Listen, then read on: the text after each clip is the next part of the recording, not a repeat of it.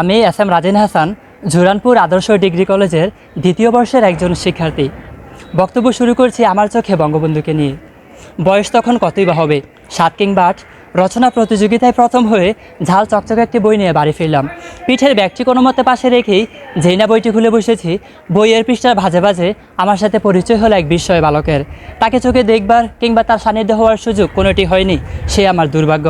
তাই তো আমার কাছে বঙ্গবন্ধু মানে কখনো বইয়ের দুরন্ত খোকা, কখনো কিশোর মুজিব, আবার কখনো বা বলিষ্ঠ কণ্ঠের জাতির পিতা বঙ্গবন্ধু শেখ মুজিবুর রহমান।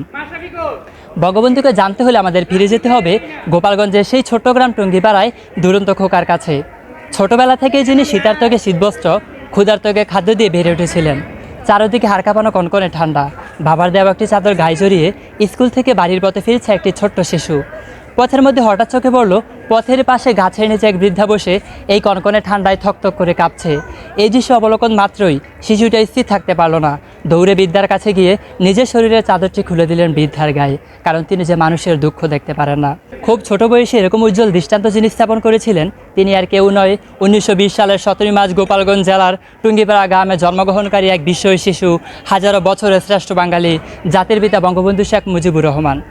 যখন তিনি গোপালগঞ্জ মিশনারি হাই স্কুলে 8ম শ্রেণীতে পড়েন, তখন শেরে বাংলা একে ফজলুল হক এবং হোসেন শহীদ সোহরাওয়ার্দী গোপালগঞ্জ মিশন স্কুলে এক সংবর্ধনা সভা শেষে ফিরে যাচ্ছিলেন।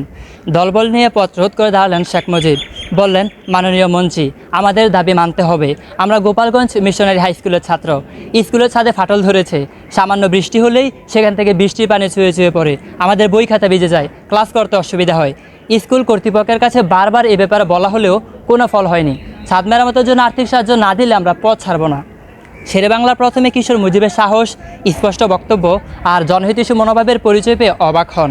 তারপর সহাসে জিজ্ঞাসা করলেন, ছাদ মেরামতের জন্য কত টাকা প্রয়োজন? স্পষ্ট কণ্ঠে মুজিব বললেন, 1200 টাকা। এইভাবে ছাত্রাবস্থা থেকেই জাতির জনক বঙ্গবন্ধু শেখ মুজিবুর রহমানের রাজনৈতিক জীবনের সূত্রপাত ঘটে। বাংলাদেশের স্বাধীনতার ইতিহাসে যার নাম উজ্জ্বল নক্ষত্রের মতো দীপ্যমান, তিনি হলেন বঙ্গবন্ধু শেখ মুজিবুর রহমান।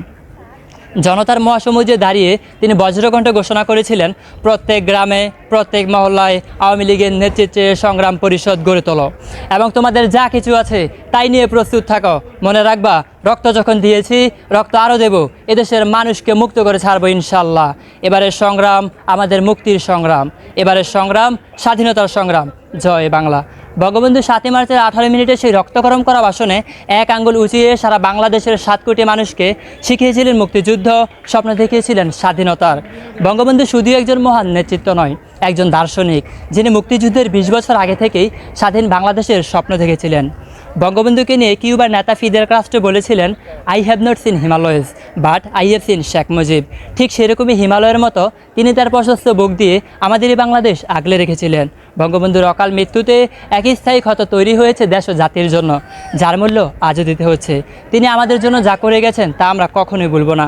তাই তো কবির কণ্ঠে উচ্চারিত হয়, যতকাল রবে পদ্মা মেঘনা যমুনা গৌরী বহমান, ততদিন রবে কীর্তি তোমার শেখ মুজিবুর রহমান। পরিশেষে বলতে হয়, আসুন আমরা দলমত নির্বিশেষে সবাই ঐক্যবদ্ধভাবে আগামী প্রজন্মের জন্য একটি উন্নত, সুখী, সমৃদ্ধ বাংলাদেশ গড়ে তুলি, যা হবে জাতির জনক বঙ্গবন্ধু শেখ মুজিবুর রহমানের সোনার বাংলা গড়ার স্বপ্ন পূরণের একমাত্র পথ। ধন্যবাদ সবাইকে।